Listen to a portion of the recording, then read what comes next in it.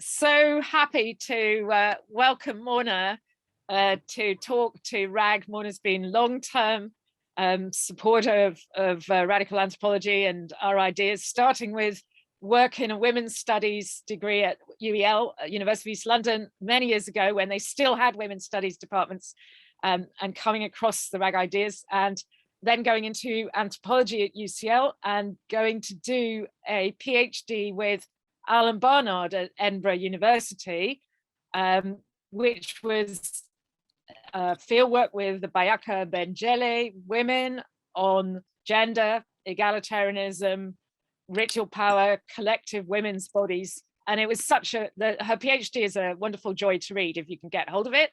And more recently, it actually isn't that recently, it's very sad that it's about 5 or 6 years ago, but with Morna and me and Hilary Callan, we edited together this book, which is a very nice collection and a good response to Graeber and Wengrow in many ways as well. But we can talk more about that later maybe. So Morna's got so much to say about the body, morality, and the whole subject of, is there any body out there? Love and loneliness in anthropology. So please, Morna. Thanks, Camilla. So I did think today about using a few slides, especially since one of the things that I want to do is refer to Peter Gow's work, and in particular, a chapter of his on the Piro.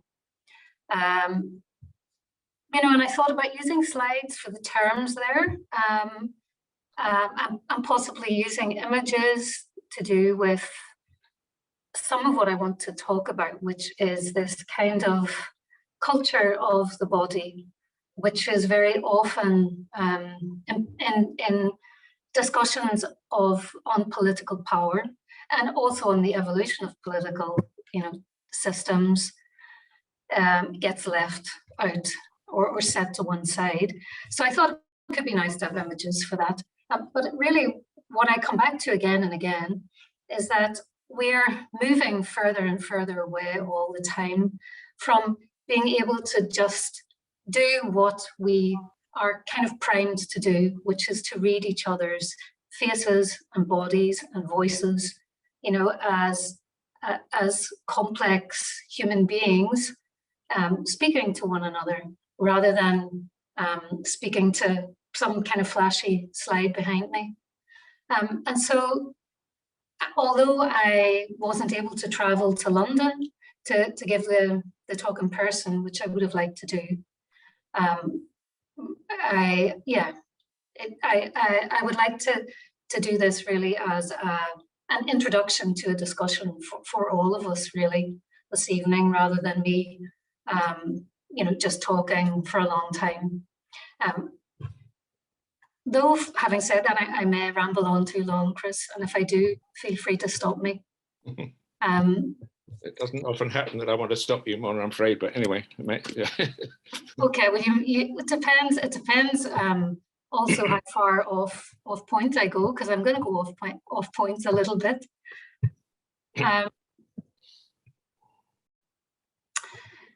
So I guess in some ways, this is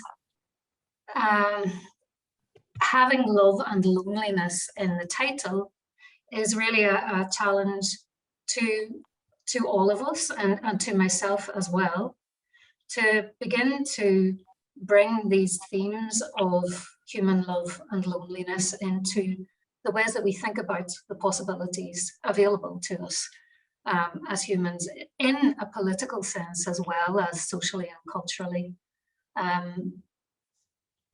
And so I'm going to start by reading a little clip that I came upon a few days back. So I was tuning in and out, as probably we all did to some extent, to what was happening at COP26, and picking up on this, collective feeling of urgency and to some extent grief And I happened to open Cormac McCarthy's book, The Road, which is always a bad idea because it really tears my heart out. Have you read it, Chris? I have read it, yeah. And so I flipped to the last page, and this is what he says. Once there were brook trouts in the streams and the mountains. You could see them standing in the amber current where the white edges of their fins wimpled in the flow. They smelled of moss in your hand, polished and muscular and torsional. On their backs were vermiculate patterns that were maps of the world and its becoming, maps and mazes of a thing which could not be put back, not be made right again. In the deep glens where they lived, all things were older than man, and they hummed of mystery. So that was just the little paragraph that I read, you know, and I had been thinking already about this possibility of redemption in what we find within anthropology, and which really isn't accessible to the extent that it should be.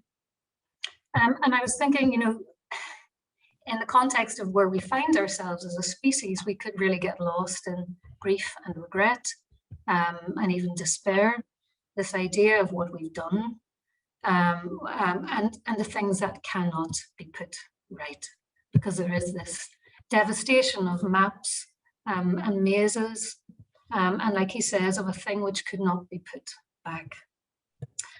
So how, in the context of kind of awakening to the extent of the damage, can anthropology offer some source of consolation?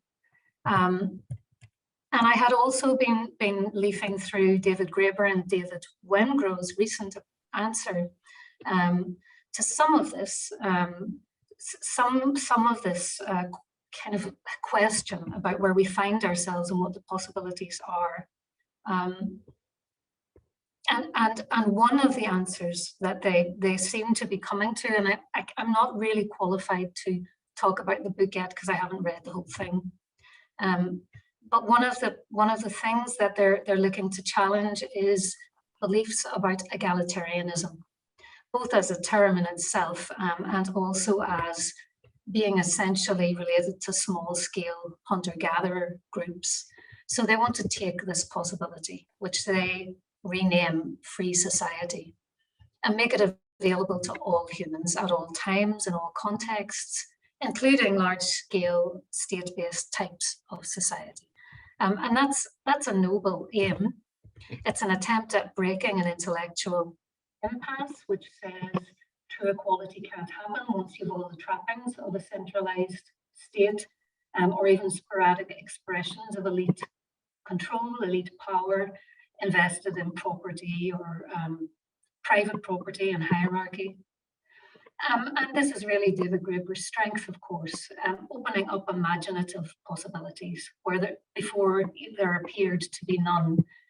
And it seems to be intended to turn the arrow back on, you know, the whole trajectory of capitalism by saying this isn't hopeless. We're more diverse and more imaginative than the caricatures of late capitalist life would have us believe. But there's one massive problem. Where in the narratives of power being discussed are the children? Where are the babies? And I've talked before about how babies are these extremely powerful characters in the human story, the human theatre, which so often just vanish in the narratives brought forward by otherwise incredibly informed, intelligent, you know, people who are being driven by a political project which is about opening possibilities and creating change in the world. However, there go the babies. What about the collectives of mothers? Collectives of mothers, rather than just individual women. Conscious, political, cooperative bodies of women And where are the pubescent girls? Where are the teenage girls? And where are the grannies? So in many ways, it seems like this is a really interesting thought experiment, using all the same ingredients as before, but mixing them up in a novel way. So the impression that I'm left with so far anyway is, okay, we have a new cake, but why does it taste the same? What's really new here? So we still have stories based on overwhelmingly male action and exhibitionism, male prerogatives, male arguments. There are some important nods to everybody else, but the reasons and meanings behind action. And this is the creative material available to us as a species, appears to be largely the same. So let's turn to Peter Gau, who in his chapter, this is in Joanna Overing's book on love and anger. His chapter in this book is really interesting. It's on the Western Amazonian Peruvian Piro, and it's specifically on the Piro social body and social philosophy. He describes how this is based on an assumption of multiple other selves through whom the life of the person is made meaningful. And so Gau says this is a sustained and generalized form of compassion and consolation, where knowing the hunger, knowing the loneliness and the love of every other body in your world is the primary requirement for becoming human. So it's a cosmology based on relational being. And I want to ask, what can this kind of commentary teach us about the nature of human loneliness and love? Because we find this, we find elements of Gau's research on the Piro echoed or mirrored in various other contexts within Amazonia and way beyond. So for the Piro, a person's selfhood or definition of their humanity lies with other people. Even the dominant kinship terms translate loosely as many other selves or selves piled up. So while the personal affective self is strong, it's not tied exclusively to the individual. Emotionally and socially, people find themselves in others, and they find others in themselves. And so this is very relevant to the concept of loneliness, because babies are defined by their helplessness. And that speaks to a general understanding of suffering and compassion, in which the imperative is to feel for and to respond to vulnerable others. So Gau introduces us to these two really important Piro terms, Wamon Nuwata and Get Wamon Nuta, which mean respectively to feel sad, to grieve, to be cuddly, or to see the grief, sadness, and cuddliness of another. So you're recognizing there's sorrow, there's suffering, and there's cuddliness all in one, that urge to bring in and to hold. And so Peter Gau says, saying of newborns, I feel sorry for her or him, creates this social and cultural imperative to connect and respond, to touch and hold, which is really important because it expresses a human response to suffering. And if you think about the language, I feel for you, or I, reach out to me, or I'm touched by you. But saying it in this case to newborns is expressing something else too. And this is where it gets complicated if in your approach to human history and prehistory and the entire ethnographic archive, you exclude babies. What we're hearing is the Piro conviction that to be without one's social body, to be prior to or to be outside the collectively cultivated self, is really a pitiable state. So get Wamonuta essentially means to feel compassion for that state. And babies aren't wrapped up yet in the skin of full relational contact, or in the case of the grieving, they're cut off from it by their pain. being a mere raw individual. Babies should be fed with real food, and they should respond with kinship terms. And there you have that sense of being drawn into the community sharing economy by using language and by being able to share food with others, which are the two main triggers. Now, the other focus of pity for the Piro are people who've lost their kin because they've lost a fragment of themselves, but also because they're now the target for the dead person's spirit, who's yearning back into the human community through all of those who saw them and felt them best in life. So, Peter Guy says, it isn't their solitary reflections that the Piro love and grieve for. It's their multiplicity. Seeing the pain of others, they see the pain or loneliness of some vital part of themselves. And that's true intersubjectivity taken to a really complex level. And Guy describes what we see again and again in the literature from diverse hunter-gatherer societies and beyond hunter-gatherers too. But it's very striking among particular groups of egalitarian hunter-gatherers, this social interest in circulating babies, joking with them, laughing with them, at them, discussing their responses, weaving them into this state of resilience. And it only gets more pronounced as kids grow. And in many ways, it's the reversal of what is traditionally done in our own society. So Piro children become resilient by moving gradually away from the state of wildness that's expressed by pure individuality, whereas our kids are encouraged to become resilient by establishing themselves decisively as individuals. You know, here I am, it's me, and I'm gonna,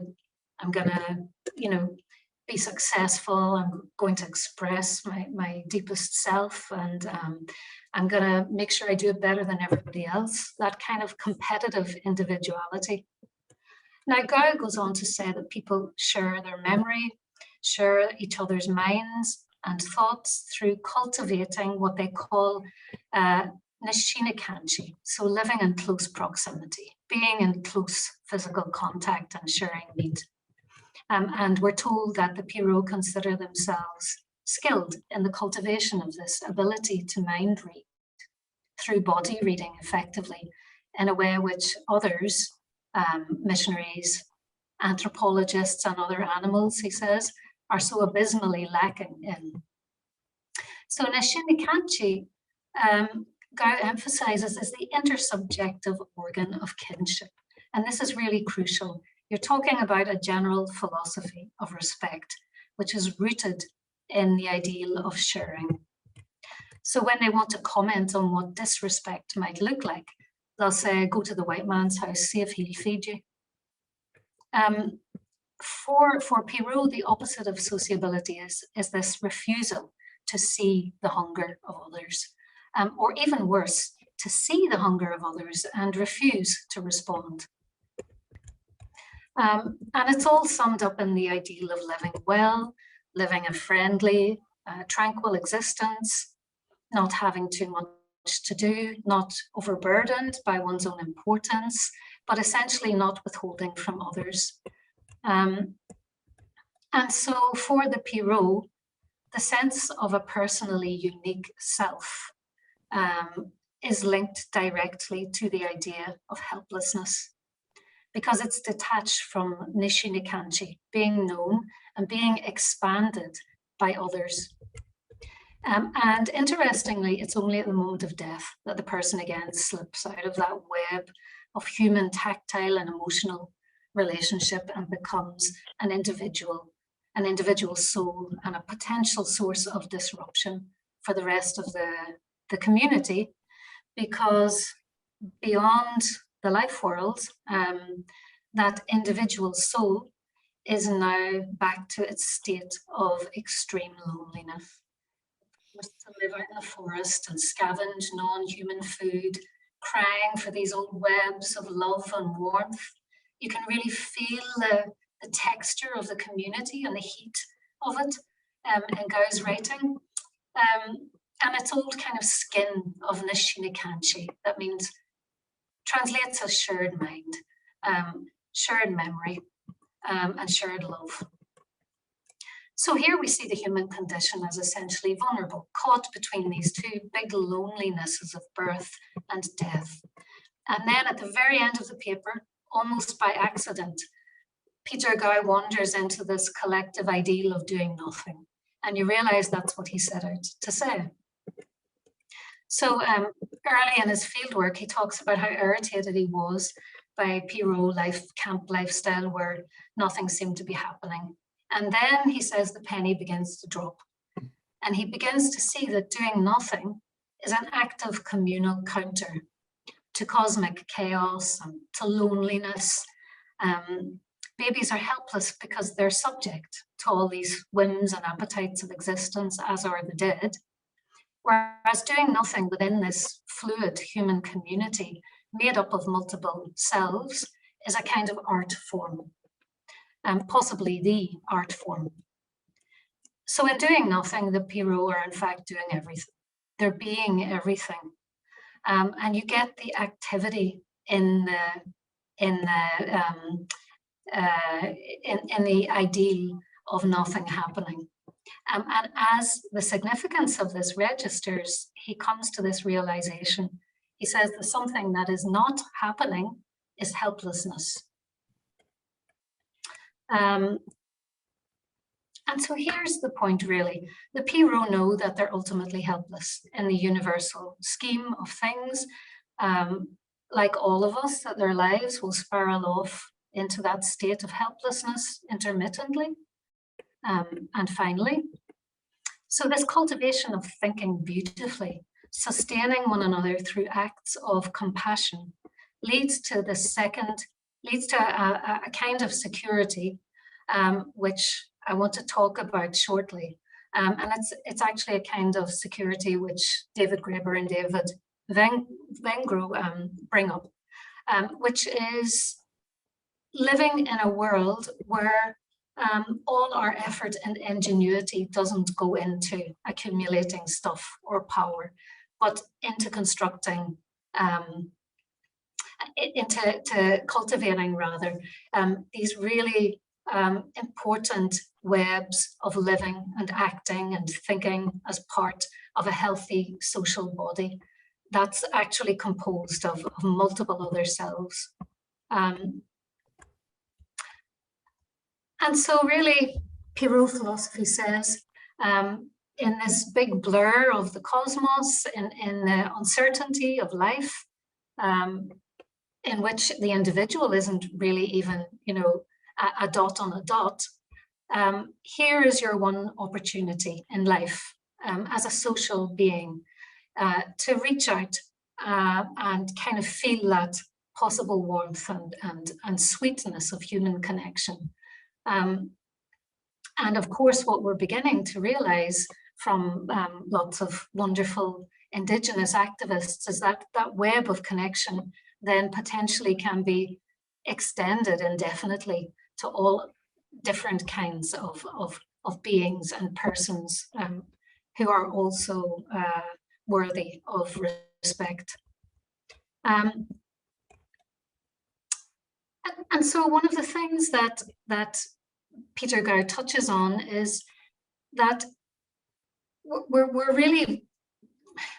dealing with different understandings of what matters in society, in cultivating persons and relationships, but also what really matters philosophically and on the level of, cosmology. And one of the things that he mentions is the fact that anthropologists studying these types of society often find themselves becoming objects of pity. And a lot, this is mentioned a lot in the literature, almost in passing. But what you're seeing is really this this general kind of philosophy or ideal of connectedness, in which the individual or the person asserting themselves or expressing themselves as the individual stands in contrast. And so you have lots of stories about anthropologists becoming a focus of pity or suspicion for communities for whom it would be unthinkable to be so far from your collective body. You know, being in this state of rawness, being wild like newborns or the dead, because to be a fully fledged and thriving adult human means that you need the texture of interconnectedness, intersubjective being. And so that kind of key insight coming from the Piro through Guy's writing is repeatedly echoed in ethnography from diverse groups living in diverse regions and climates, from people like the Hadza to Central African hunter-gatherers, to the Juntois, and then across different groups from Amazonia. It's also very clear in a lot of the kind of ecological writing coming out of Native American and First Nations peoples. This idea that survival is a matter of being communally bodied, and that it very often begins with babies. And there are just countless examples of this. Alma Gottlieb looking at Beng babies and their treatment, and the idea that children are coming in from the spirit world and are the reincarnations of the deceased. The point that she's making in her writing on how the richness that Beng babies and children have in their cultural world is really to do with a culture of procreation that's really deeply embedded in Beng religious and spiritual practice. And Gottlieb actually says we have vastly underrepresented and undervalued what this could have meant in the evolution of community and what it means to live in a community. And again, we have Hugh Brodie on the Inuit talking about, you know, the Inuit baby who carries the Atik, the spirit and the name of her late grandmother.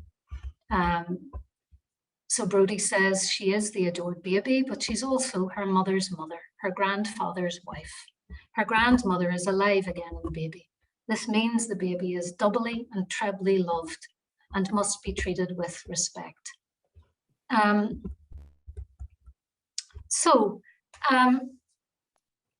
What do we do with all of these different examples of societies which begin with newborns, begin with babies, to practice the cultivation of a shared experience of self?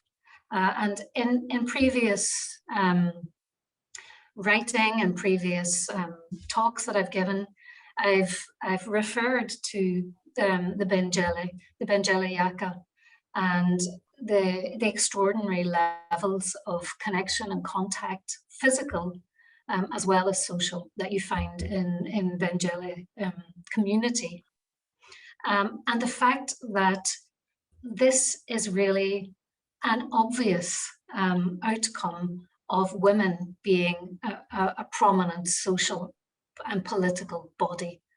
It's what happens when women have a lot of authority and autonomy within their community, because it's one of the first things that would be prioritized in a different value system, you know, a different kind of narrative on what matters, the preservation of life, the cultivation of life and well-being, the ways that we hold and protect one another by sharing. These are all the kinds of principles that would come forward where you find women as a powerful collective body. And in fact, David Graeber and David Wengrow also note in their new book, The Dawn of Everything, that, you know, at the very beginning of the book, they actually note that you have this striking contrast between, for example, Native American cultures based on things like mutual care, love, happiness, very different principles. That when you assess these kinds of societies on the basis of those values, things like mutual care, sharing, love, happiness, it creates a very different image of the societies themselves to the one painted by people like Steven Pinker, which is basically evaluation on the basis of health and safety risks. So they write, Graeber and Wengrow write, and this is important, I want to emphasize this because it's kind of the crux of what I want to say. Even though they then in many ways go on to undermine it themselves, security takes many forms. There is the security of knowing one has a statistically lower chance of getting shot with an arrow. And then there's the security of knowing that there are people in the world who will care deeply if one is. So this is a very different kind of love story to what we're accustomed to hearing. But it's been, I've been really convinced about this for a long time, and I've been trying to say it in different ways, particularly in the politics of Eros, a paper from way back, that really we would see this if we weren't so steeped in the ideology of the romantic dyad. We would see that we're talking about something that is essentially probably the foundational love story. And it isn't centered around a romantic couple by any means. So the ethnographic evidence suggests that we're not only social beings, but we're fundamentally moral beings in the deepest sense. Our bodies, our procreative drive, and our drive to keep life flourishing and healthy, our chemical, our hormonal makeup, you know, the ways that we read and smell and touch each other, our cognitive patterning, our capacity for mind reading or empathy, our ability to be touched by others is all geared towards this term, which we can call interbeing or intersubjectivity or collective being. And I think this experience of being blinded by individuality or overburdened by individuality, you know, the weight of that obscures a lot of what we could be seeing in the ethnographic information that there is. So, you know, all that kind of pointless bureaucracy funneled through our lives in order to confirm again and again that me actually exists and can be pinned down. And I'm talking about me as in, you know, a discrete closed individual, which takes priority in the world. So the bank account, the national insurance number, the medical certificate, the driving license, the passport, the birth certificate, the marriage certificate, the staff card, the student card. I'm getting tired and this is just the paper. But then there's your email, your YouTube, your Netflix, your Facebook, your Twitter, your Instagram. How do we get away from it for long enough? How do we put it down for long enough to experience ourselves as multi-dividual or non-dividual? Well, we do, of course, all the time in reality. The problem is that the referencing language for that experience, for mirroring that experience back, has been just systematically getting squeezed out of the shared domain. And this is why ethnography is crucial. This is why addresses such as Gau's, specifically to Piro philosophy and the expression of this really deep appeal to existential loneliness that Piro philosophy makes. This is why it really matters. Because really what the Piro and what many other types of social group based on non-capitalist principles, non-hierarchical principles, what they're saying is that we are primed to share, we're primed to care, and to favor others who do likewise. And actually you can see that this is in our gristle from psychology studies showing 1-year-olds who will choose the cuddly teddy who reciprocates over the equally cuddly teddy who runs away with the ball. Again and again, the 1-year-old, when they're offered both of these teddies, will go for the one who was playing and giving back and forth and sharing. So there's a recognition of sharing as being a kind of trigger that even very small babies recognize and favor. And you find that again in the anthropology of food sharing. You see it really strikingly. People love to eat together, but under it you find this kind of dazzling array of cultural cosmologies, all acting to reinforce and encourage sharing. So there are statements made in the anthropology of commensality to the effect that food sharing creates kinship. It wards off demons, it purifies, it strengthens relationship, it brings you closer to the divine, all kinds of reasons and theories, but you have to share. So I'd like to return to some earlier words. I'm talking a lot about David Graeber tonight. He's a thinker and a writer who I really like, whose work I've used a lot over the years. You know, it's tragic that this will have been his last book. But some very early words from Graeber that kind of give me heart when I ask myself what the point is of teaching or studying or sharing social anthropology anymore. What's the point of attempting to share information on alternatives? So anthropology, Graeber says, is a discipline terrified of its own potential. And what he means is that we're effectively sitting on a gold mine. We have here an archive of all the different possibilities available to us as humans. That's why it matters.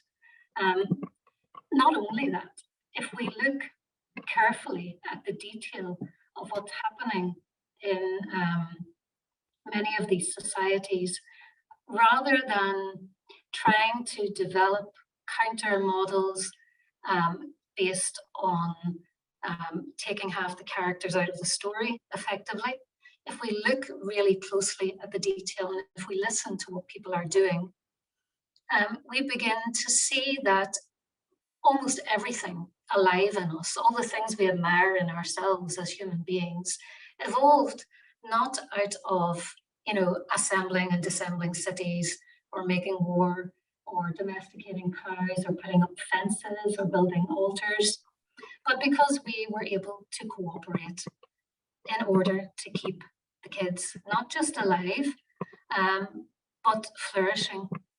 And that second kind of security, which Graeber and Wengo rightly argue is so much more compelling than just saving one's own neck, is really the rationale underlying so many beautifully complex virtual hunter-gatherer systems.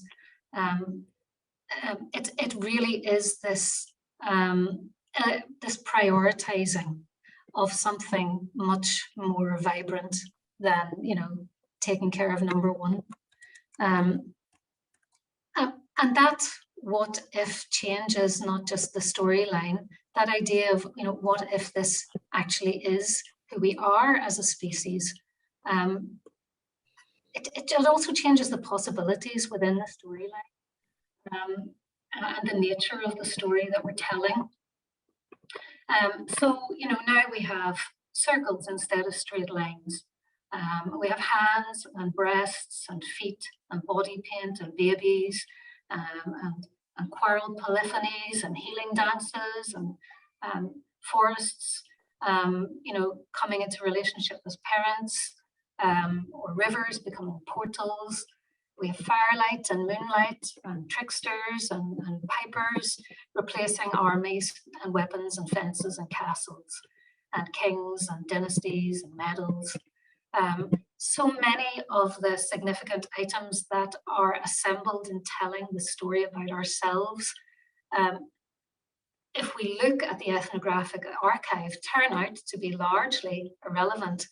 And of course, you know, looking at this really fascinating and impressive intellectual feat, which Graeber and Wengo have produced, they're right, of course, in so much of what they're saying, but it's just not the dawn of everything. It's more like the late afternoon of everything.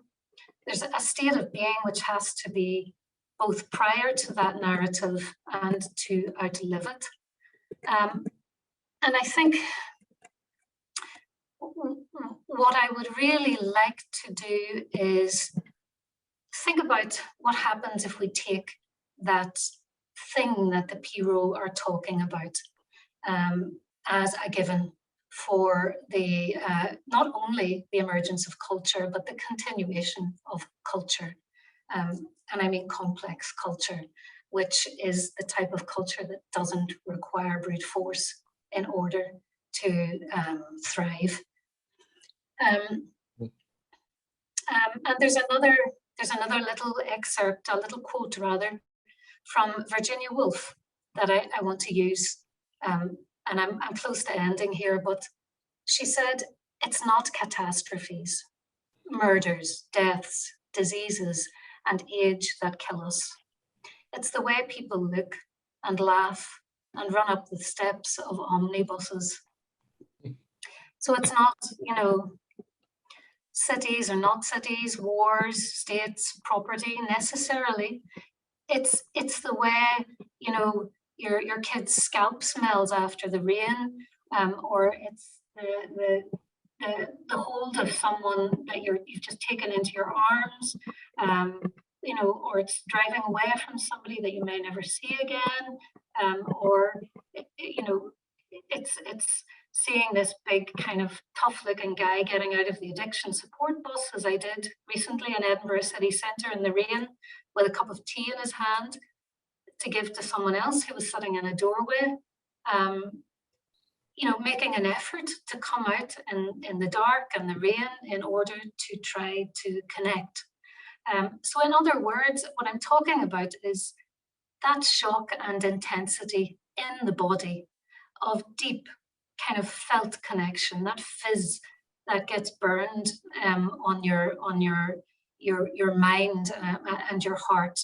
You know, as the Piro would say, now you are part of the maps of meaning in my memory. Now you live in me.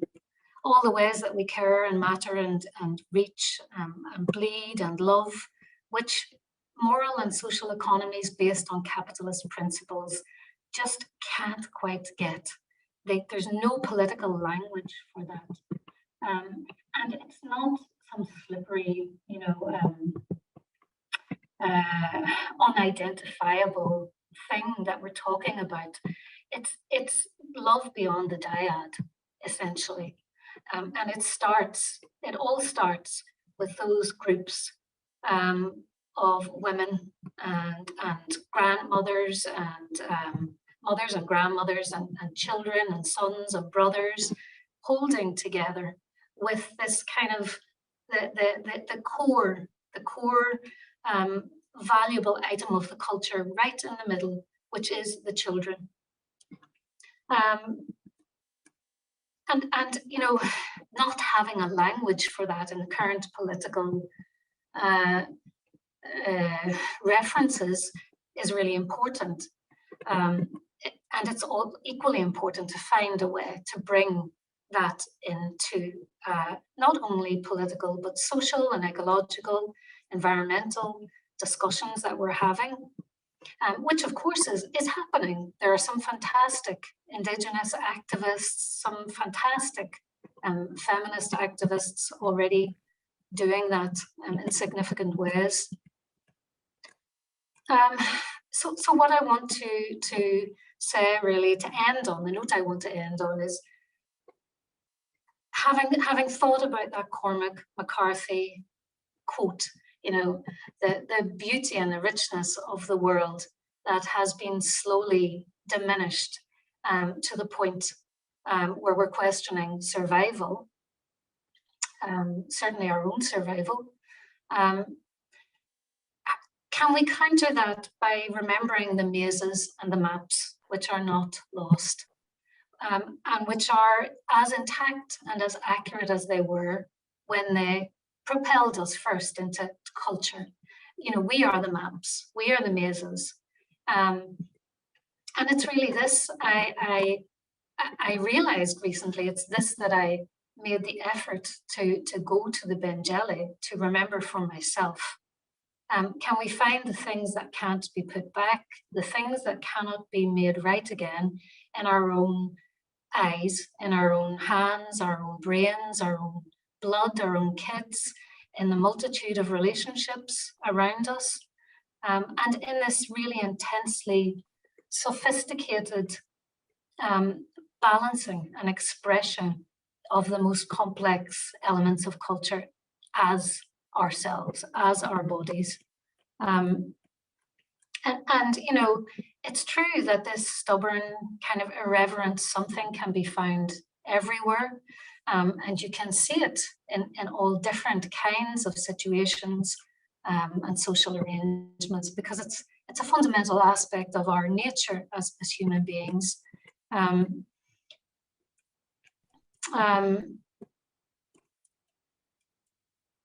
Okay, so I'm not going to, there were a few other things that I would have liked to link to that, but I think that's enough.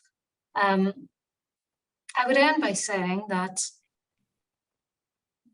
if we had to think about this idea that there is some possibility of redeeming, you know, something like a map for what we are as a species and for what is possible to us as a species, I would say that that kind of code that's at the crux of all this kind of shifting,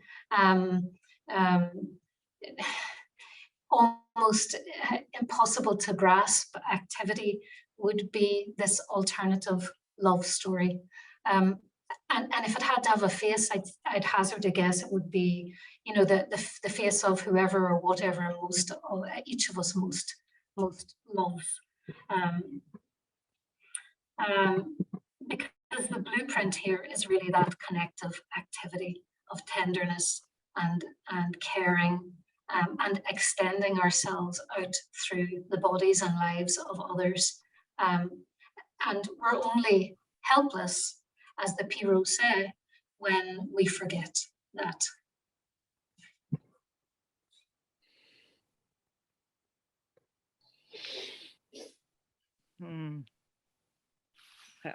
Thank you so much, Morna.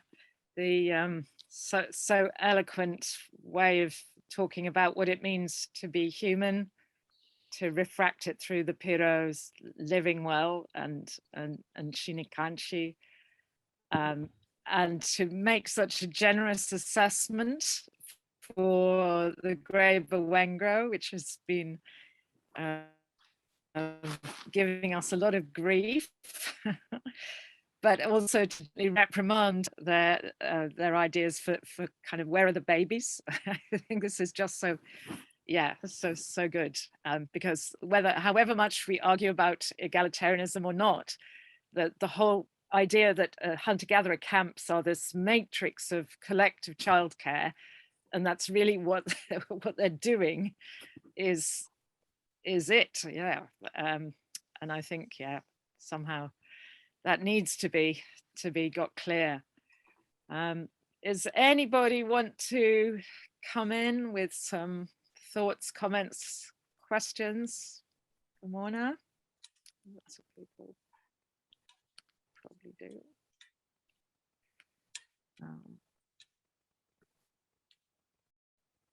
Anybody with that? Lots of participants here. And one of the phrases you always hit so beautifully on the phrases, but the way you said defined complex cultures as cultures not requiring brute force was so succinctly exact. It just gives the reminder that there is something wrong with the sort of archaeological terminology of which cultures are complex and which aren't. And we really got that quite upside down because of kind of forgetting these maps. Chris, do you want to say something? Well, it's hard to say anything. It's very hard. Yes, I mean, Morna, you're very, very, very generous and rightly so to this astonishing book which has appeared, The Dawn of Everything. It is a marvelous book. It's absolutely thrilling, and it does challenge everything that we thought we knew about ourselves and history. It's just beautiful, and somehow it's absolutely wonderful and utterly, utterly infuriating at the same time. And of course, you can see the heart in there. I mean, what they're saying is that, yes, it could be that hunter-gatherers have, something to teach us and a lot to teach us. Although, of course, they do say that they got no more to teach us than any other people, any other societies. I mean, they make it very clear that hunters are no more likely to be loving, caring, egalitarian than farmers, city dwellers, or anybody else in the world. They make that very clear, and it's hard for me to understand where on earth that's coming from.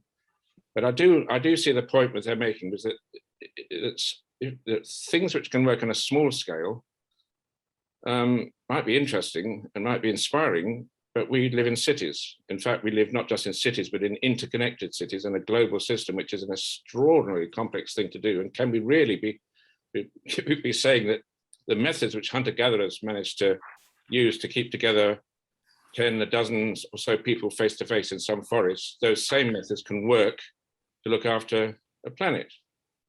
And of course, they've got a point. But of course, our point is that the premise is wrong. What on earth makes Wengro and Graeber think that hunter-gatherers are small scale? Why? What's small scale about the Benjeli? I mean, when Jerome played music on a recorder from the other side of the continent, it's 1,000 miles away, they immediately said, yes, that's us. These people must be us. They sing the same songs. And we know that hunter-gatherers have extraordinary chains of connection. When they party, they bring together people from all over the place, and they connect up in extraordinary webs of connection.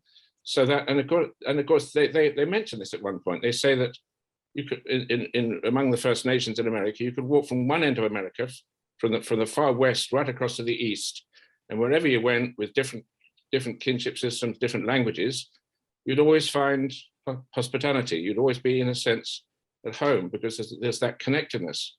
And the same, of course, with the songlines in Aboriginal Australia. But unfortunately, they say that that's not true of hunter-gatherers. It's only true of sophisticated or complex hunter-gatherers. And it only became true after what they call, this critical period of 30,000 years ago, which we know as the Upper Paleolithic, which was primarily a European thing.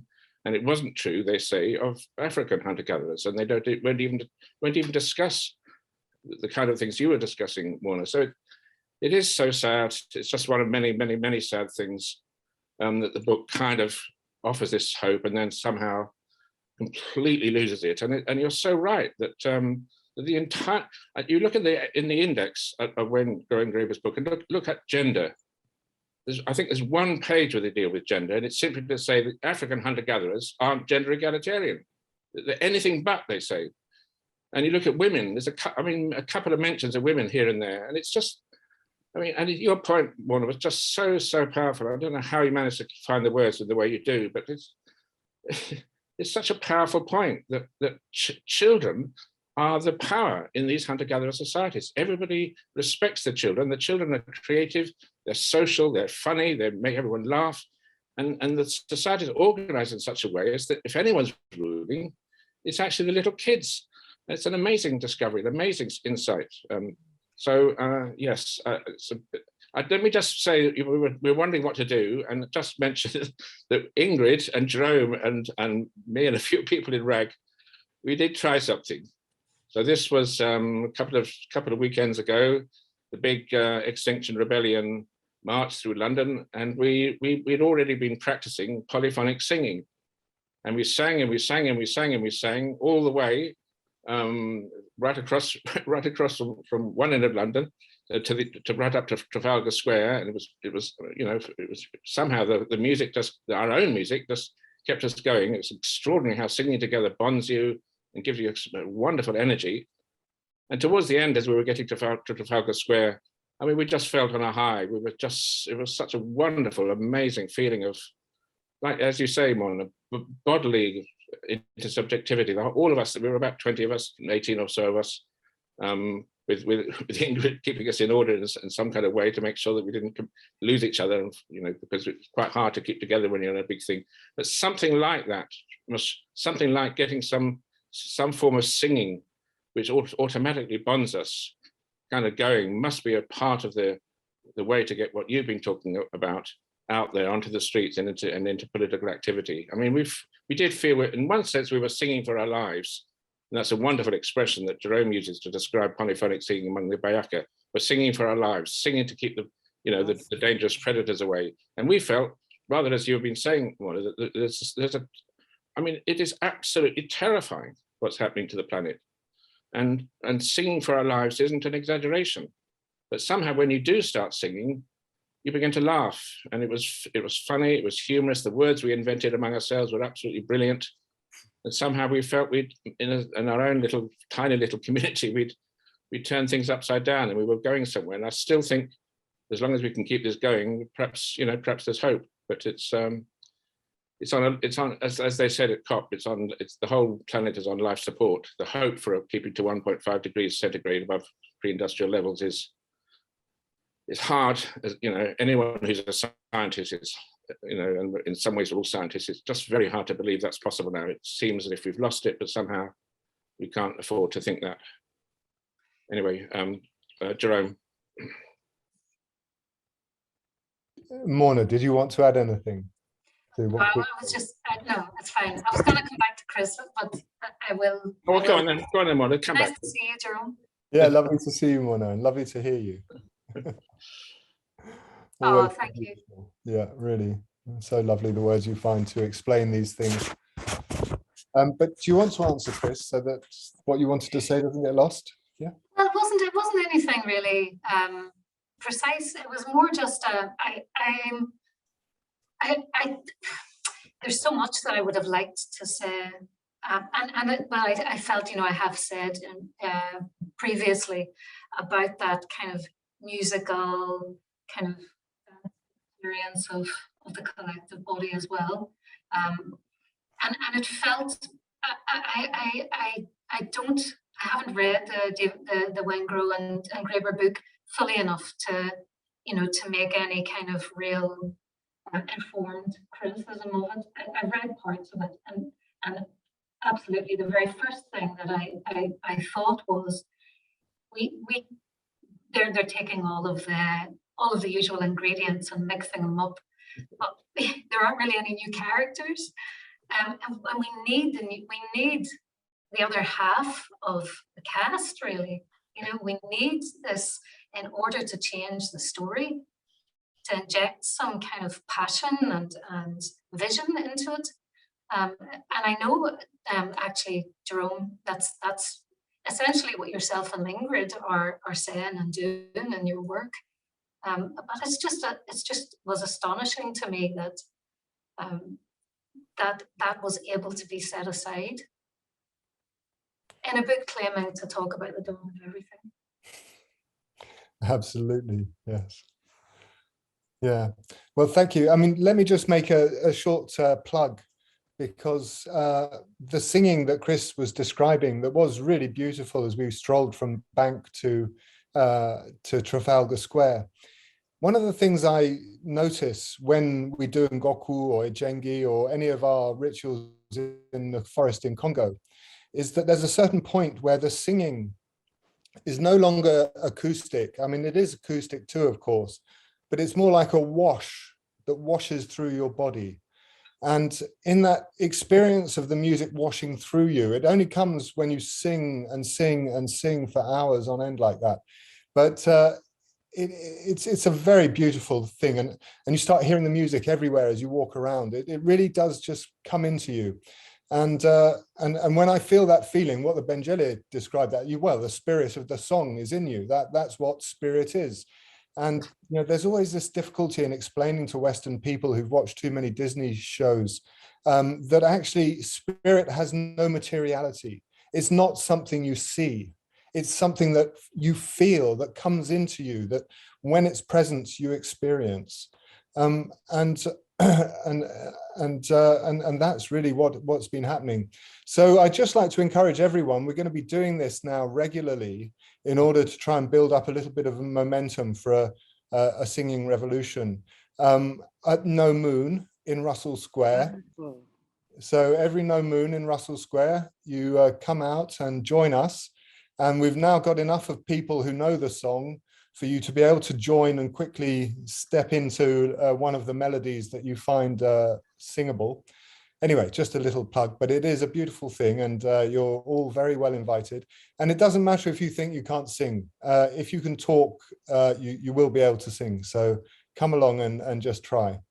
Sorry, that was a sidetrack, but I think it's relevant to what you're talking about, Morna, in the sense that, how to build that connection. And I was just in COP, and I had one of the passes to get into this really extraordinarily distressing space of all these people with the authority and the power to take the decisions that we require, and just abjectly ignoring, dodging, diving, hiding behind their sort of very sexy images. I've shared this with a few people. The Russian pavilion was particularly chilling. It was like a Dr. No Island from a Bond movie, with all these very well-dressed young men and young women in sleek light blue suits with little nuclear symbols on their lapels.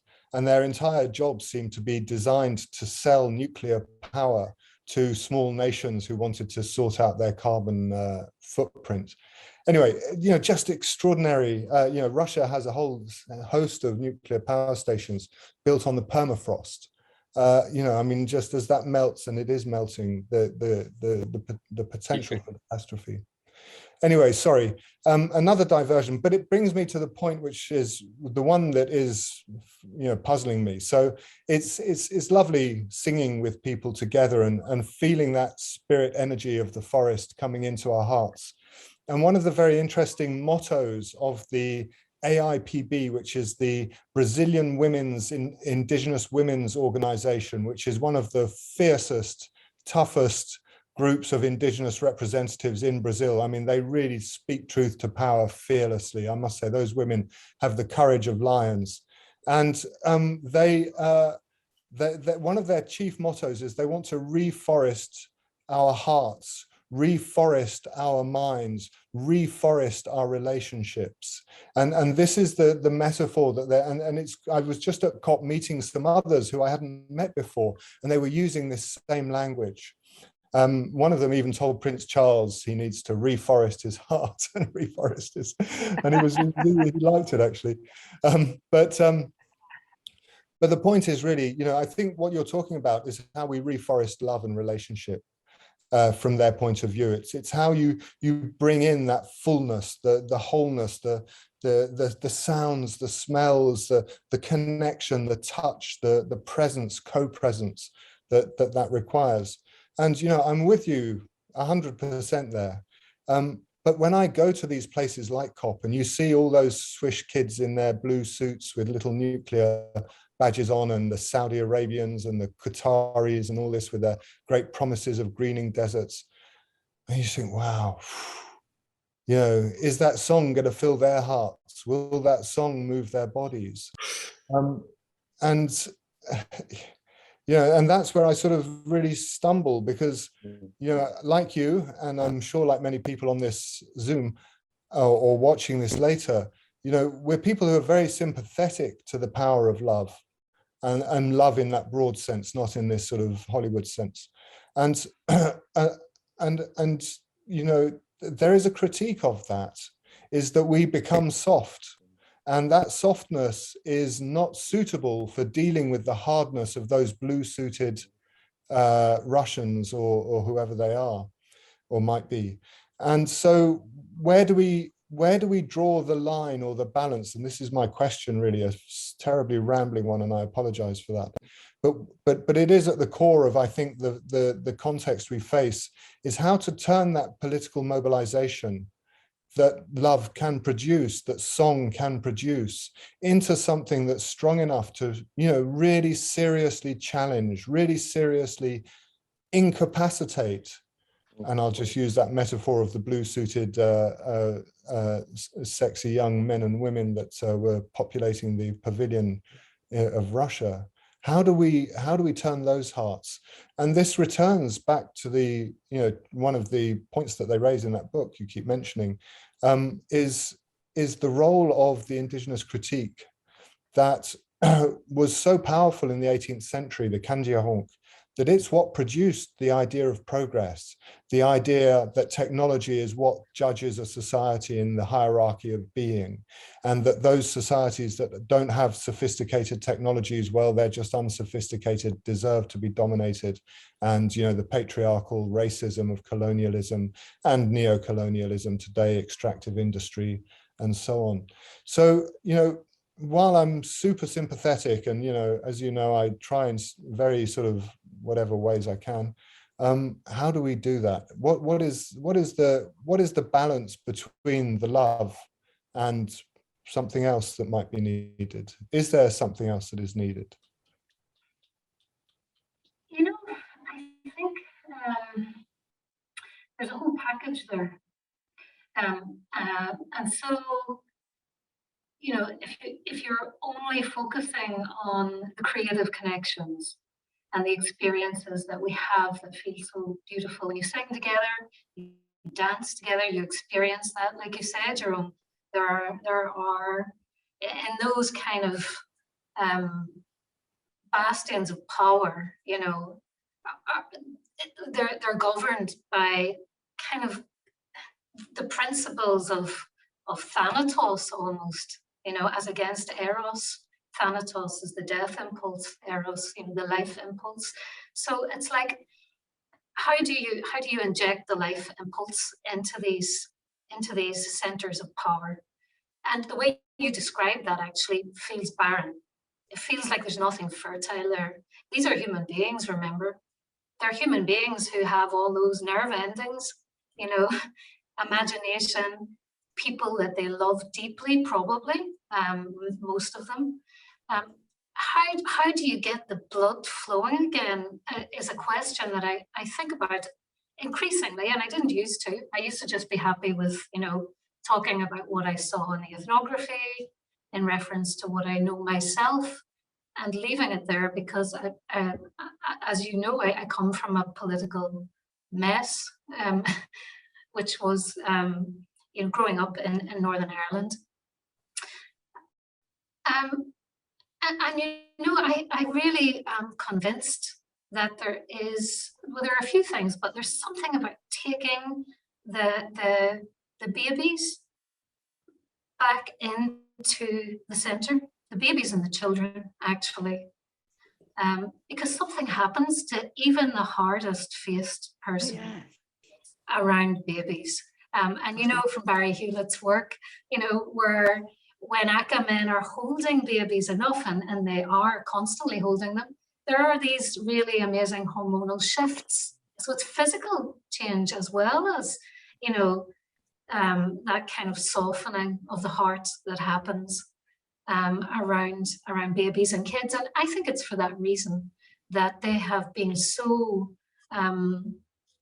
so removed from our normal centers of, you know, working and governing and negotiating, public places of power, because they do something. They change people. The babies have a magic. And I think, you know, it's the singing, it's the dancing, sure, it's, you know, getting people on the streets in ways that are playful and creative and kind of, like you said, catch that kind of that spark in others. But it's also remembering in some ways where this story began, which is getting women and children back into the center in any way possible. And that might be actually, you know, making sure that there are babies and kids at the forefront of any kind of action, protest, expressions of, you know, alternative kinds of power and community, you know, which they often are, but almost as a side, you know, as an afterthought. You know, there could be that deliberate putting forward of the children and the babies, and that's one thing that I often think. I think as well that maternal, or rather parental love, to broaden that, can be incredibly fierce. You know, and I've said this before, there are two people on earth that I know I would die for in a second, and that's my two kids. I can't say that I would for anyone else, sorry. I know I would for them. There would be no hesitation. I'd like to think that I would, you know, be altruistic with others. And so again, that reserve of power, that reserve of really fierce energy. And I noticed in COP26, there was this movement of mothers against fossil fuels. Not prominent enough, not getting enough coverage, not being aggressive enough, really, but there. And, you know, I thought if you can begin to kind of expand that out and take it back to, this is a child survival issue, it's a species survival issue, it's possibly, you know, the impact on the planet, we don't know yet. But because people are often more compelled by you know, the immediate and the intimate, if you say, you know, you're killing the babies, you're killing the children, and you act on the basis of that. I'm now acting in my daily life, as I really have been very guilty of not. I'm acting more and more on the basis of my kids' lives are in danger. All the children's lives are in danger. Many other lives, way beyond the human community. And I think the more we take that as a catalyst, you know, because it's not really about private, the whole idea of private property, private ownership, whether you're talking about children or anything else, is kind of becoming besides the point. And other than, I don't really have a comprehensive answer beyond that, Jerome. But I do feel, that, you know, what you feel really intensely, those things that just kind of strike something in you, that is like the Piro and lots of other people say, there's like, it's part grief, part pain, and part something really so beautiful that, you know, you just want it again and again, which is that sweetness of feeling, you know, human life, vulnerability, possibility, love for vulnerability. And I think the ingenuity of societies like the Benjele, the Piro, the Juntois, whoever you're talking about, the ingenuity is that they tap that, you know, that kind of like, oh God, my heart is going to break for you. and I'm going to make this the basis of creating a kind of community where you're me and I'm you. You know, we're slipping into each other, the same thing that happens with the music. I remember you saying years ago, Jerome, when people talk about hunter-gatherers or the Benjele in, you know, in terms of economy or subsistence, or different kinds of technical stuff. I do remember you saying, yeah, but they're missing the beauty. They're missing the joy. If we, you know, the beauty and the joy is what has to be really felt and understood as a way of being political. That's what I you know, hoped and wanted to do with the politics of Eros, to take that joy of life connection, and whatever it is that happens in your heart whenever you're touched by something or someone, and say, could this be? Was this the first way of being political? That was not just political, it was social and emotional, and cultural, everything wrapped up together. Absolutely. Could I just... That was also long-winded, sorry. Could I just jump in? Go on. A little.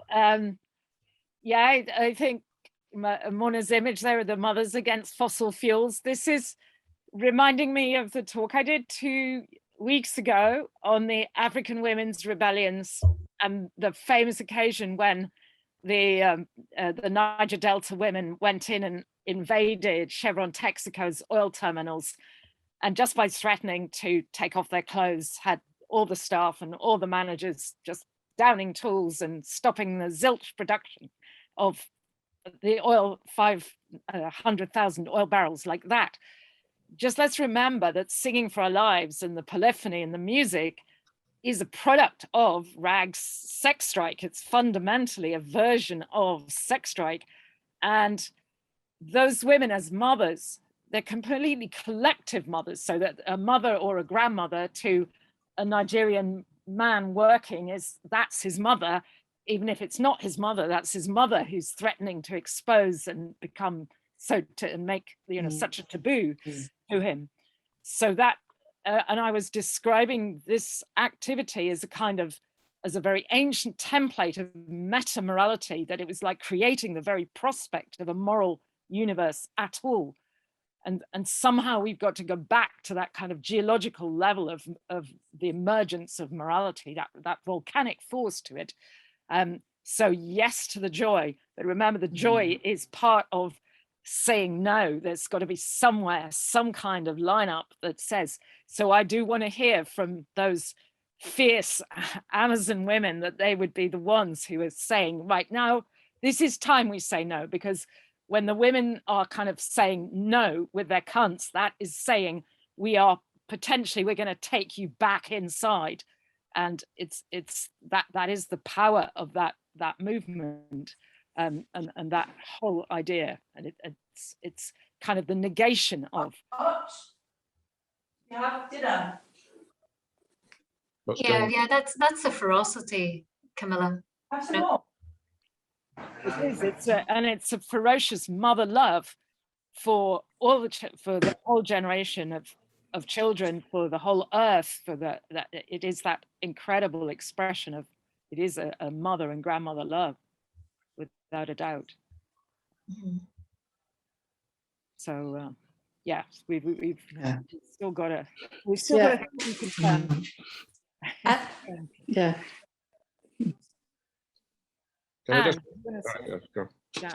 Anne? Yeah, I was just going to say, as Maura was speaking, I had the same idea. Where were the babies in COP26? You know, bring on the babies. A couple of years ago, with the October 2019 Extinction Rebellion protest, there was, which I joined with Jude and Chloe and the two children, the mothers and the babies, you know, and we all sang outside 10 Downing Street and had a sort of corral of buggies around, the area and sung, you know, and it was just mothers and babies. And it's quite interesting last year during like business Zoom calls where babies and young children would appear, you know, and it was like the first time that children had been incorporated, if you like, into that sort of milieu, you know, of business and that sort of thing. You know, I just think bring on the babies, you know, and politicise motherhood, grandmotherhood in that way, collectively as well, in solidarity with all other women and their babies too. It's interesting now, of course, that a lot of women are deciding not to have babies because of what's happening. They don't want to bring a child into the world where they can't guarantee that it won't survive until it's, you know, beyond its early years. So yeah, bring on the babies, that's what I say. And that's why I basically joined Extinction Rebellion, because I feared for my grandchildren's lives. Yeah, I had to do something. And now I'll carry on singing as well, if that helps. Brilliant. Yeah. Yetta. Oh. Yetta? Hi, hang on. Hi, Camilla. Hi, Chris. Hi, Mona. Thank you so much. Wonderful optimism that we need. I just made a few notes. There was just so much that I haven't quite gathered my thoughts. So I just made a few little notes on the babies thing. I'm just wondering whether, you know, we've read when people have, you know, very recently brought their children in Parliament, you know, we've read them in the, you know, in the light of women. Oh, wonderful, liberating that finally women are breastfeeding in Parliament. But actually, was it possibly, in fact, even more scary for the world that that baby that they couldn't harm was in that, you know, that presence? I'm starting to wonder that actually, you know, is the baby more scary than the mother who's got her tit out? You know, and I hadn't thought about that in that light until now, because that baby really, you know, you could bring yourself to harm the mother, but not the baby. So in fact, is the baby more scary in that room, in that such heavily political room? The other thing is kind of also following on what Jerome was saying, we're basically fighting on our own ground, because everybody else, you know, it's that Western capitalist mindset. And then, you know, and so many people, it made me think about, you know, perhaps naively about all the people that have actually, you know, sort of written philosophically about violence, you know, Walter Benjamin and Hannah Arendt. And actually, is it possible to do it without violence? But then violence makes you the same as, you know, it creates a dynamic that is constantly repeating itself. So how do we break that?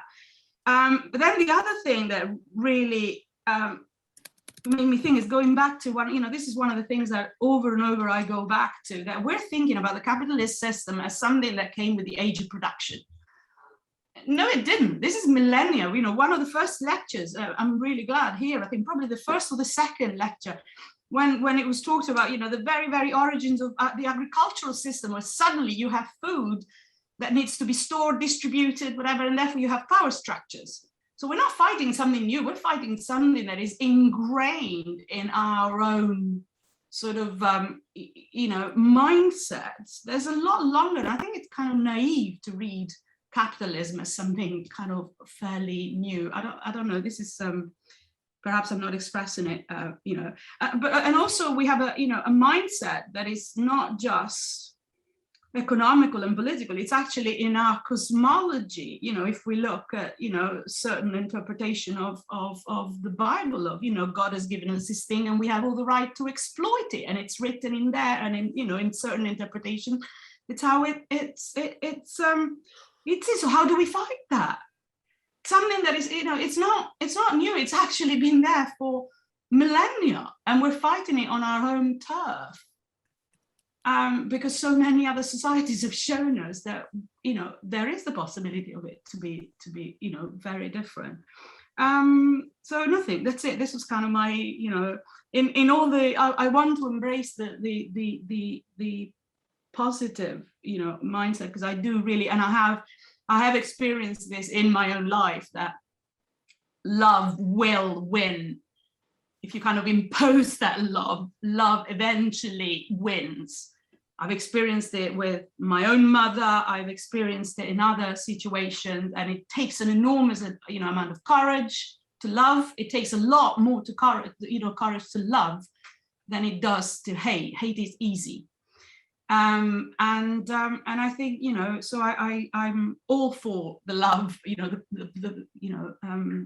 So anyway, that's it. Just reflections and points. Yeah, thank you. And I also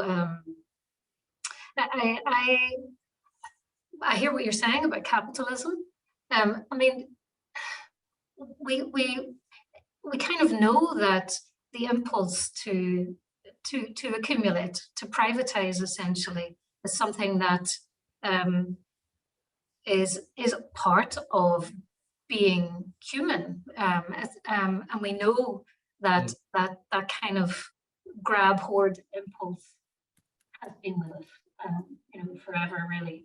It's just, we're opportunists, and I guess it's not about saying that capitalism is and it's certainly not a new arrival on the scene. It's more that the principles that capitalism gives us have been dominating the scene for far too long. And there's a whole other set of principles working beyond, under, above, around capitalist types of organization and drive, which haven't been achieving enough of a language, a public political language, alternatives, basically. And I think that taking it back to love is both personal, but it's also a political counter to what it is that capitalism does. It obscures all these other ways of being rich, of thriving, and in fact, what the Piro are saying, this is just one commentary, but you find it again and again, is that, and this is something that, again, I don't feel people like Graeber and Wengrow properly address. This counter that the true wealth is in the ways that we we work against our helplessness using connective activities, tapping into our need to connect and our need to mirror each other and to mind read, to share. It's just an alternative commentary there that's really, and I think as well, it's not there. With Graeber and Wengrow's analysis is based on a thin understanding of what these types of society are and do. It's far too thin. It's far too superficial. Yeah. Chris, you want to say? Yes, Morna, I'm wondering whether you've well, all right. I'm just you gave us a marvelous, to my mind at any rate, marvelous concept a few years ago. I think it was in your article for the Radical Anthropology Journal, and it was the idea of communism in motion. And the inspiration for that idea was your experience of, and of course, reading around the Benjeli pendulum of power, as again you called it, and of course we know from Jerome and that it's not that society is not a matriarchy. The women don't rule, and it's not a patriarchy. The men don't rule, because what you have is a pendulum, and so the women storm in when they feel like it, when they feel that something needs to be done and something needs to be said, with Ngoku, a raucous, very sexy and provocative women's ritual, asserting women's power over the entire camp. And then they get a bit fed up with having the power, and they think, well, okay, we maybe made our point, and life gets back to normal. And then a week or two later, the men come in with their own muscular brawn. And the point you made in that, Morna, was that actually it's kind of necessary that the men, potentially, if that Ajengi, if the men stomping around, showing them their courage, their muscles, their killing power as hunters, if the men's Ajengi was to outstay its welcome, if it was to last too long, it would be a very real and serious threat to the entire egalitarian order. And you make the point beautifully that the women kind of need to provoke that threat. And it doesn't really become a threat, it becomes playful, because it isn't, the men don't outstay their welcome. They too decide, okay, we've made our point, and then life gets back to normal until the women make their point again. And it just seems to me that that is the model which we need now. And it's just so clear to me that the idea of simply abolishing the capitalist system in a sort of fixed way, let's just abolish it, probably can't work. But capitalism needs to be abolished, and the way to do it is to box it in terms of time, and it's just, and that would emerge out of the idea of the singing every dark moon, wouldn't it? Because if the singing at dark moon becomes more than just singing, but it means an enormous movement where people are putting the singing first and the solidarity first, and are therefore not engaged in wage slavery, not doing sort of capitalism's job, then it would mean, of course, that once the singing gets stopped and you let the other side take over, rather as with the Ajengi, there'd have to be twice as much work done as before in the same amount of time. And so instead of having a whole bunch of people out of work and unemployed, and then a whole bunch of other people doing far more work than is good for any of us, you'd have in work, out of work, in work, out of work. And I'm wondering whether, Morna, you would want to sort of build on that idea, because that seemed to me a really critical contribution you made. I mean, the ethnography was there, Jerome's written about it, but somehow you made it something which people can get hold of, as the idea of communism in motion. And by the way, Tam Dean Byrne and very many other people in Glasgow and elsewhere who are brilliant communists and socialists, they just love this whole idea. No one ever thought of it before. Everyone thought that communism was going to be some kind of system, or they thought that primitive communism was some kind of system. No, it wasn't. It was an interplay, a pendulum, a dynamic thing, as living and moving as the beat of the heart. And I'm just sort of wondering where you are with it now, Morna. Do you know what? I just don't want to keep saying the same thing, Chris. Yeah. We're gonna practice it. That's the point. We've got to keep. Yeah. No, absolutely. Can't just forget it. Absolutely. Yeah. And I think as well that the communism in motion principle is kind of the principle.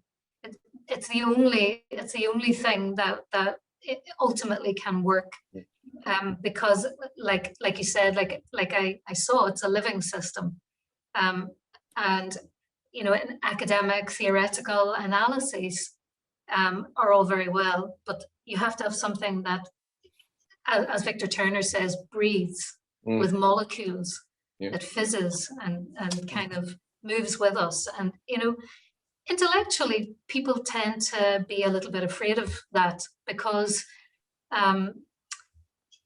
we like things that are pinned down, don't we? We like things that are neat, and here's my version of whatever it is, and it comes in a box with a bow tie. Whereas in fact, this kind of political activity is really intensely alive, and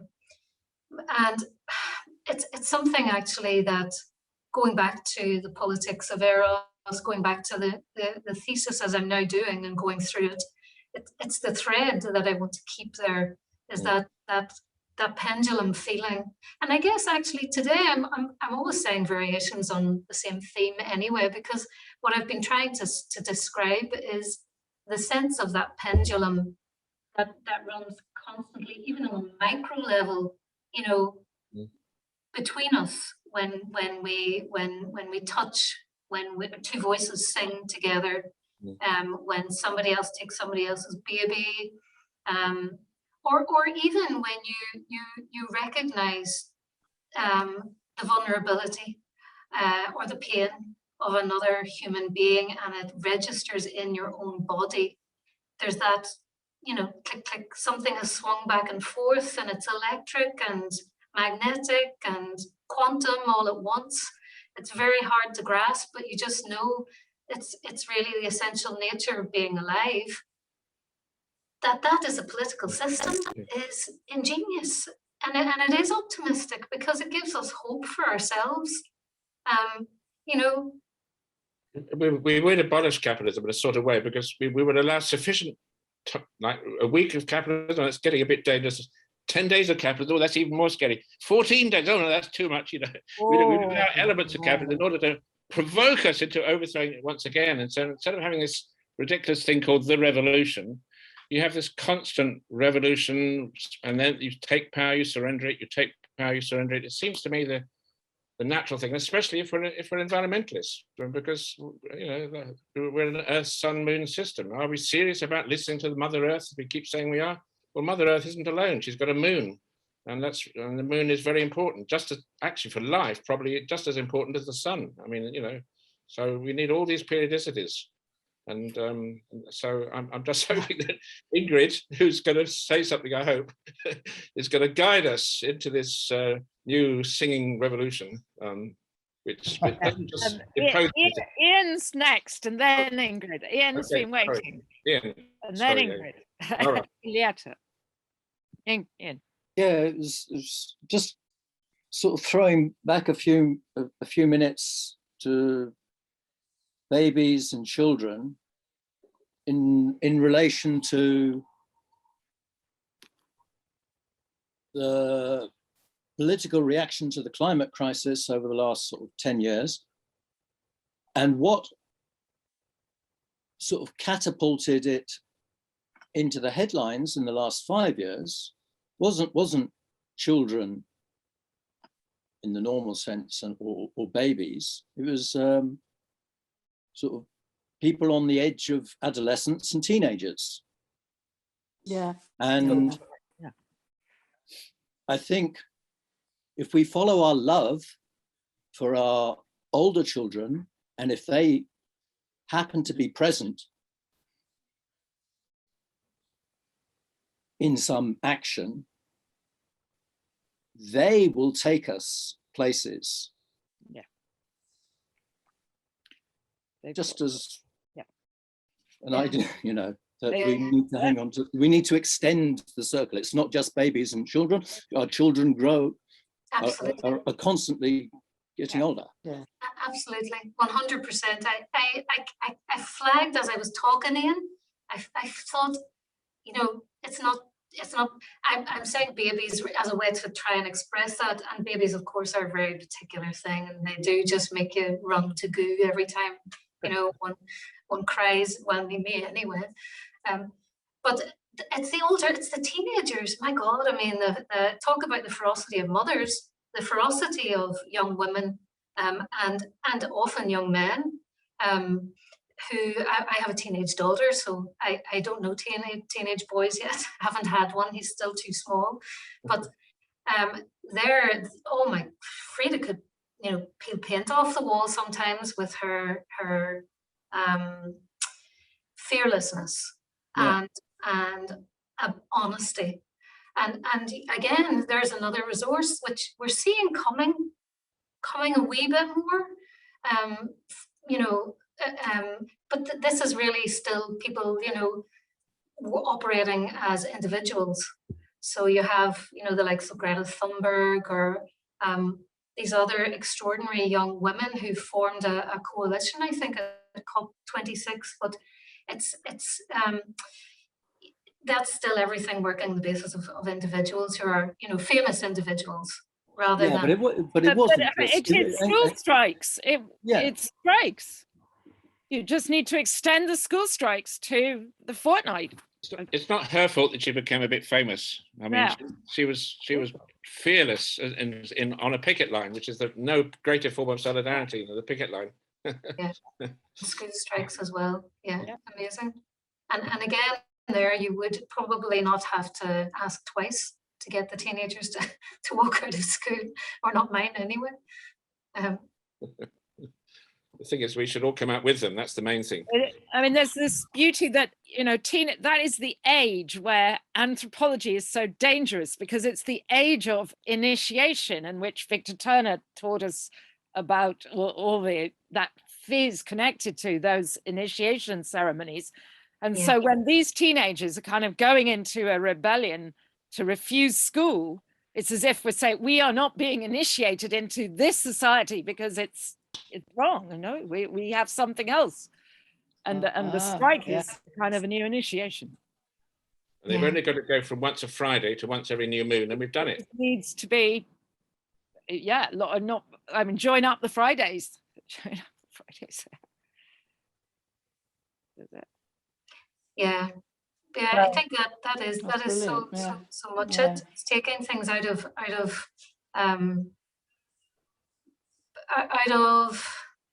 theory, out of, you know, distant information, and putting it into practice, basically like you've all been doing. I mean, using the polyphony in London, walking, singing, you know, catching other people.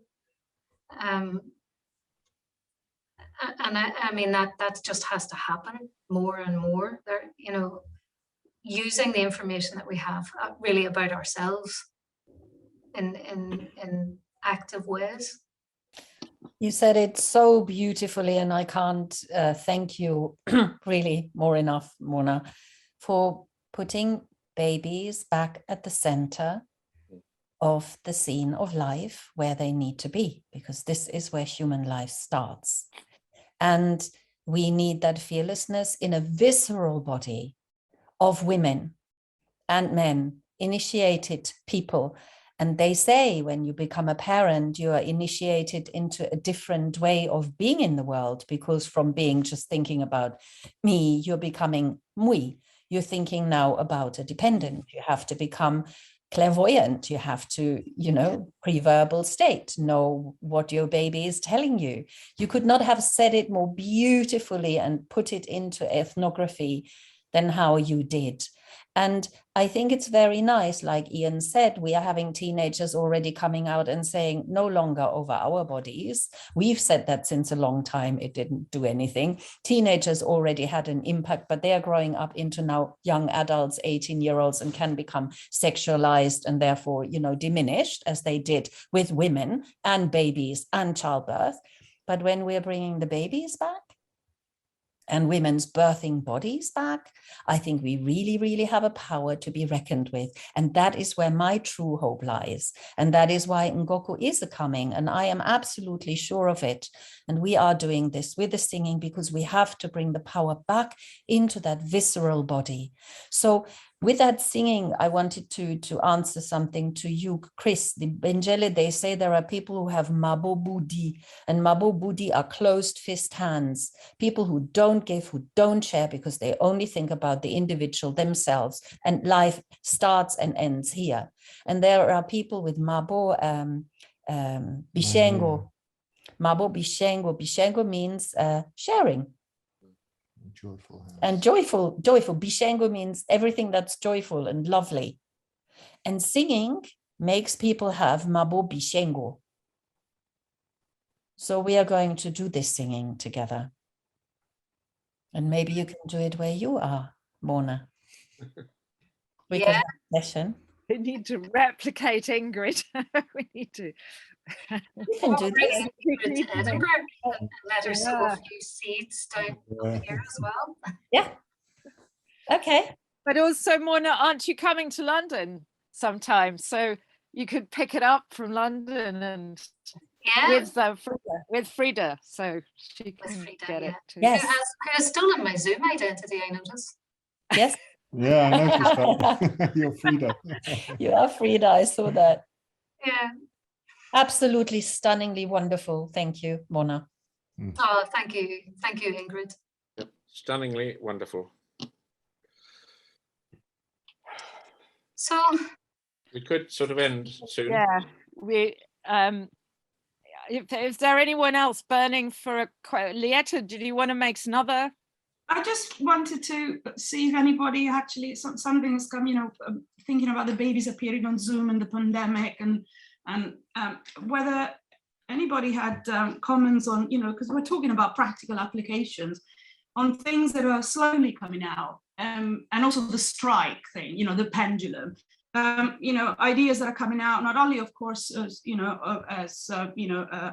a basic income, you know, that is shared, that is definitely kind of, but also, you know, policies such as the 4-day week that would make the pendulum a lot more, you know, a lot more viable. And these policies are not, I don't see them. I mean, they're top down, of course, they're still, you know, biopolitical measures, and I'm always very wary of, you know, how we observe them, but they don't give freedom to just the individual, because they give freedom to the individual to be with their families, with their groups, to do more things. So they provide scope for all sorts of other stuff. So I was just wondering whether, you know, because we're talking about practical applications and how we can make, you know, real change, whether anybody had, you know, any you know, reading of these policies in this light.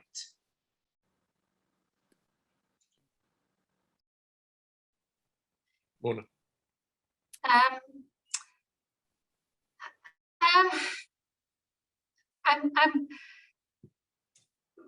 I'm actually struggling to contextualize the question. I was just saying that because, you know, we're talking about, you know, practical ways in we can change the way we do things. Okay, so, you know, there are, you know, and we're talking about practical ways and actually where we can make a difference. And there are, you know, ideas that are coming out. I mean, the universal basic income, of course, has been there for a long time. But in our world, you know, there are new things that are being, you know, pioneered, not pioneered, but they're being tried out, like, you know, like the four-day week and things like this. And I know that there are policies that are kind of, you know, being governmental, they're always top down, and therefore there's always an element of, you know, that it's, you know, but is there a possibility of these policies actually activating also the pendulum of you know, stopping, you know, for if for 4 days, you know, 5 days, 2 days, you're not getting your rest, but 4 days, 3 days, the pendulum is a little bit more, you know, it's got more equilibrium, it's got more swing. I think you need to stop and let Morna answer. Yeah. No, I'm really, thank you for going back over it, Lieta, because I wasn't really grasping the point, and I understand what you're saying. The short answer to that is that I don't know. The short and honest answer.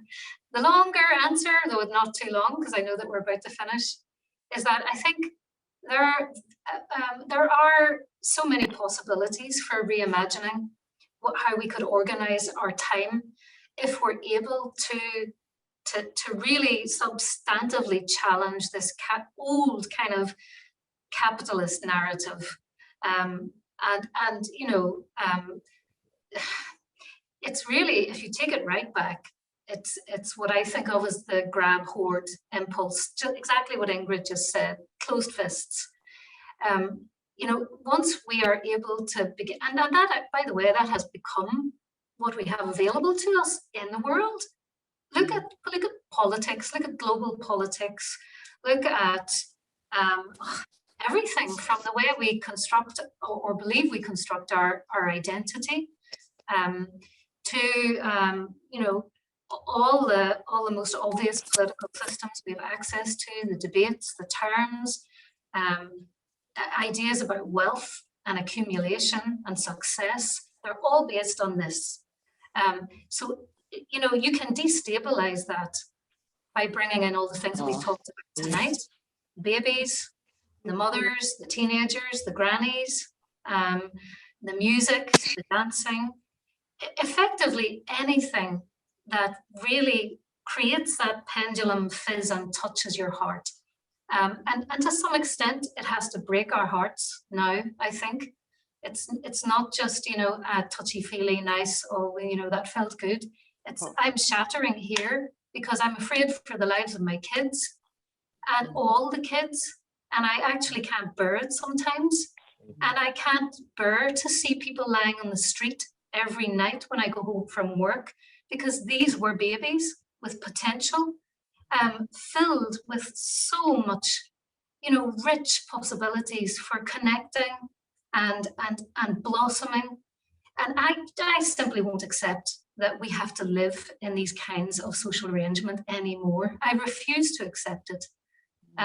So let's just use everything that pushes us forward and makes us be a catalyst for even the most, you know, small, ordinary seeming change in our lives, and then take it into bigger and bigger scales. Like Ian says, get the teenagers, you know, get the grannies, get the socialists, get the feminists, get the anthropologists. And you know, Chris, you talked about, well, you know, if we have a revolution, then there'll be capitalism one moment and then revolution the next. Maybe we'll dispense with these terms, not necessarily revolution, but, you know, maybe capitalism will just wither and die because it's obsolete. And you know, something healthier will take its place. We don't know where we could go if we put love and care at the center. We do know, actually, fortunately. We have people like Jerome and Ingrid who have witnessed this in operation. Yeah, so. So this is exactly what I was talking about, that policies like this could enact certain things like in a bigger scale, because by giving people a universal basic income, they would then immediately share. They wouldn't have to worry, they wouldn't have to have their tight fists. And by giving them more time to spend with their family and with their friends, they would start thinking, oh my God, I actually don't need that. I can be this, but on a bigger scale more quickly. So the practicalities, yeah, those basic practicalities are super important too. Yeah, I mean, look, discussing money is not really, I think, where it's at.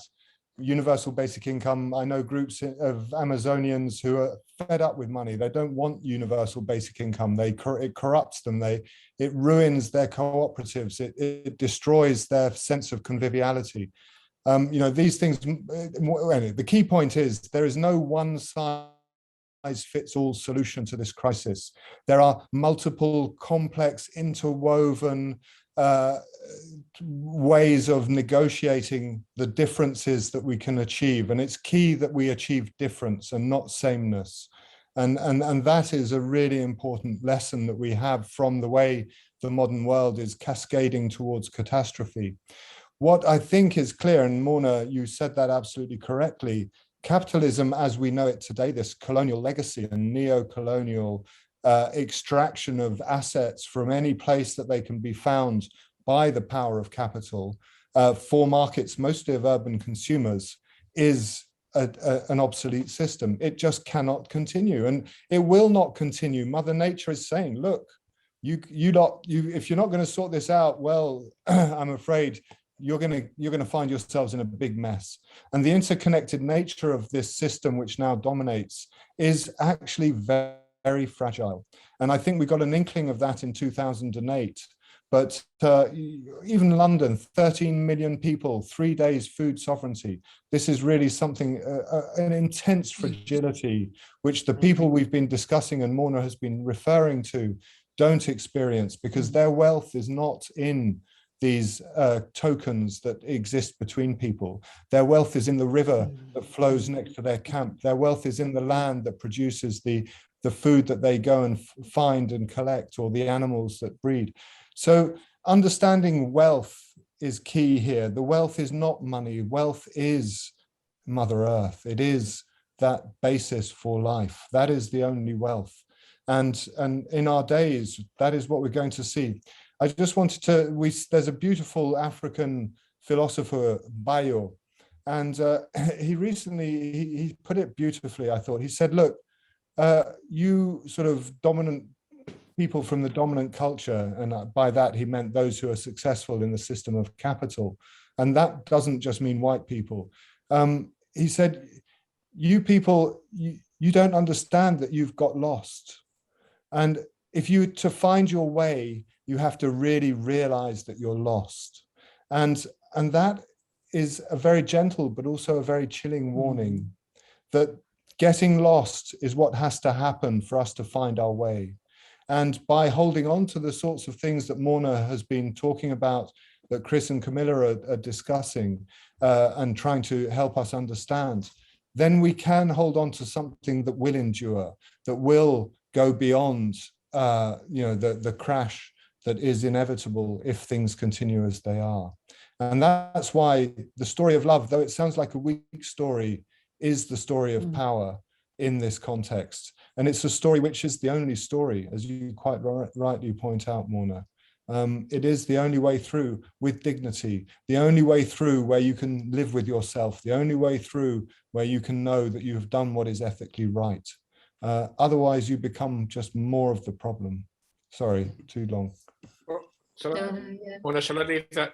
Leave around with the last word now. Go on, Camilla. Camilla. What's happened? Frozen. Sorry. Well, we need to make some announcement. I can't just. Where's Ian putting his hand up again? Or Ian? No, he's not. No, he's not no, listening. He's fallen asleep. Camilla, do you want to say something? Sorry, can you hear? All I was going to say is that I think that's a really nice finishing note, and not nice actually. It's a scary finishing note, Jerome. But also, that's really just it. I mean, and I think having arrived at that point is where it's appropriate to leave it. It gives us scope for healing, and healing at scale is what needs to happen now. Yes. So, here.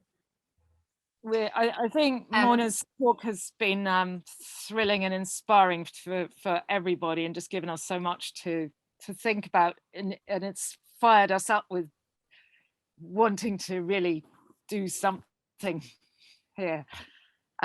We've got a couple of things to say. Is one, there is this dark moon polyphony, definitely on Saturday, December 4 is the dark moon. It's 6 o'clock. And it's easy to find if you're in London. Just come to Russell Square. There's a fountain in the middle, and people will be there, ready and willing to sing. So tell your friends and just come. There's people asking if we might make recordings potentially that would help seed the polyphony elsewhere. We'll see whether that's a possibility, and we'll try and work that out. Because they've been doing a lot of work on the polyphony with Ingrid and a number of people. The other thing to say is, sorry, next week. Can I cut in 1 second? Okay. Yeah. Really sorry. Well, I just wanted to say I need to run because I'm still in Edinburgh and I need to get home and not get locked in this really thank you tiny so room. much. Thank you. I was just going to talk about next week, but it's been fantastic. Absolutely beautiful. Right, they've left, so I can do it now. Thank you everyone. Bye, Morna. Bye. Thank you. I just wanted to talk about next week. We will be back in the UCL class. We will also do Zoom in the UCL class if it works next time. And we have Abby Page, and Abby Page is really one of the leading young women scientists of cooperative childcare amongst hunter-gatherers, amongst the Agta.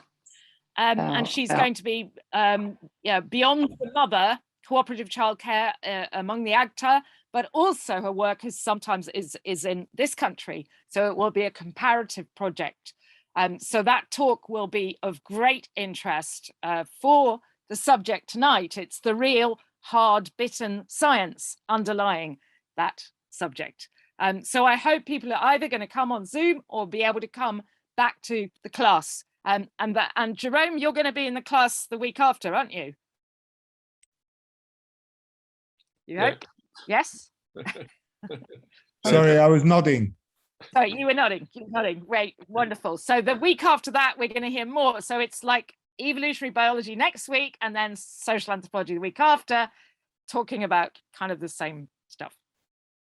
Okay. Okay. Thank you very much. Thank you very much, everybody.